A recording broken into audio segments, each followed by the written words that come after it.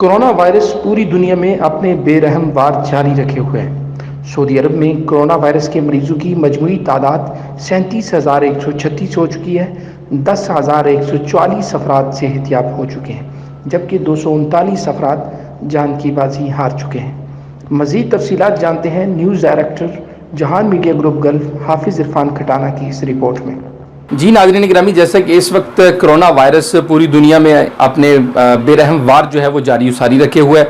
इस वक्त पूरी दुनिया में कारोबारी मराकज़ हैं वो बुरी तरह से मुतासर हो चुके हैं। इस वक्त बात की जाए सऊदी अरेबिया की, तो सऊदी अरेबिया में कोरोना वायरस के मरीजों की मजमूई तादाद जो है वो 37,136 हो चुकी है।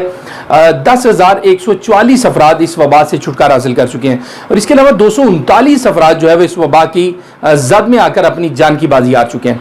नाज़रीन ग्रामी, मैं आपको बताते चलूं कि गुज़िश्ता 24 घंटों में वजारत सेहत के मुताबिक जो नए केसेस रिपोर्ट हुए उनकी तादाद 1,704 रही है और जो ज़्यादातर केसेस सामने आ रहे हैं वो जिद्दा, मक्कतुल मुकर्रमा, मदीनतुल मुनव्वरा, रियाद, जुबैल, हफूफ, दम्माम, अल खुबर में जो है वो ज़्यादातर अक्सरियत में केसेस सामने आ रहे हैं।